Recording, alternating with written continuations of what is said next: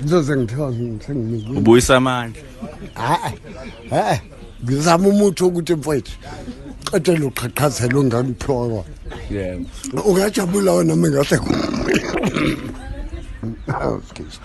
Ungajabula ngathi uphila nje uqinisa uqhaqhazela lathi uyigwala. Cha. Okay. Kodwa uyazazi ukuthi awulona igwala. Hayi.